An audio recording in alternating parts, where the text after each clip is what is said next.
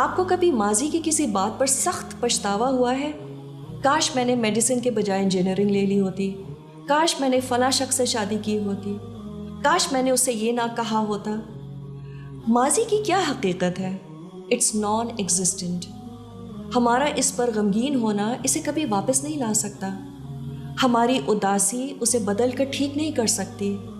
ہم کتنے بھی ڈپریسڈ ہوں، we can not undo it.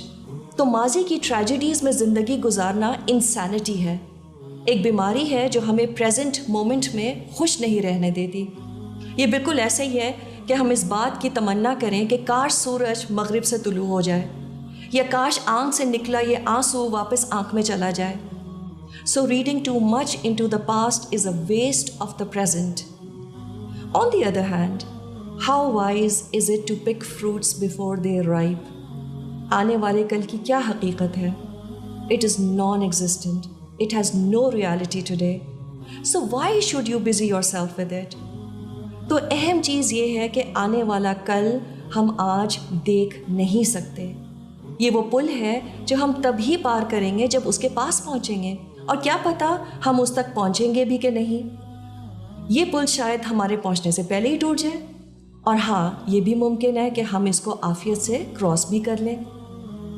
اور پھر کل کی بہت زیادہ فکر کرنا ہمارے دین کے مزاج کے بھی مترادف ہے، کیونکہ اس سے انسان کا دل اس دنیا سے جڑا رہتا ہے۔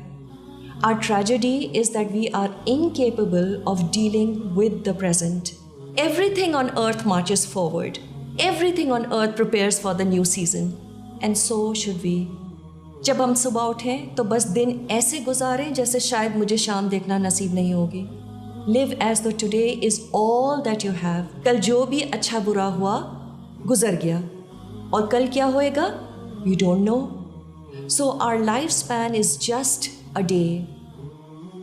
جیسے ہم آج ہی پیدا ہوئے ہیں اور دن کے اختتام پر ہم مر جائیں گے، تو اس سے نہ گزرے دن کی انگزائٹیز تنگ کریں گی اور نہ مستقبل کی uncertainties. And this is the cure for this problem, live for today.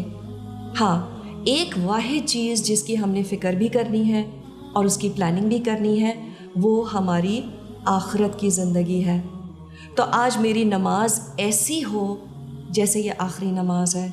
قرآن کو مطلب کے ساتھ پڑھیں تاکہ وہ دل کو لگے جا کر، اور اپنے رب کو کثرت سے یاد کریں، لوگوں کو ان کے حقوق سے بڑھ کر دیں، اور مت فکر کریں کہ اگلے 50 سالوں میں یہ رویہ سسٹین کر پاؤں گی کہ نہیں۔ تو فکر اس بات کی کہ آج کے دن میری زبان سے کسی کو تکلیف نہ ہو، میں کسی کی غیبت نہ کروں، جو اللہ نے دیا ہے اس پر دل مطمئن، چاہے وہ مال ہو، شکل صورت ہو یا پھر صحت، اور پھر اس دن کو آرگنائز طریقے سے گزارے، ہر منٹ کی اہمیت ہو، اور پھر اللہ سے کثرت سے استغفار اور اس دنیا سے جانے کی تیاری پر سارا فوکس۔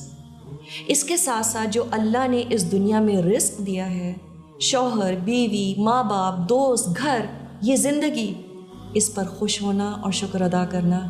فَخُذْ مَا آتَيْتُكَ وَكُن مِّنَ الشَّاكِرِينَ۔ تو جو میں نے تم کو عطا کیا ہے اسے پکڑے رکھو اور میرا شکر ادا کرو۔ So today is our most precious possession. In fact, it is the only sure possession. So whatever you want to do it now. Today is a gift for all of us. اور اسی لیے شاید اس کو present کہا جاتا ہے۔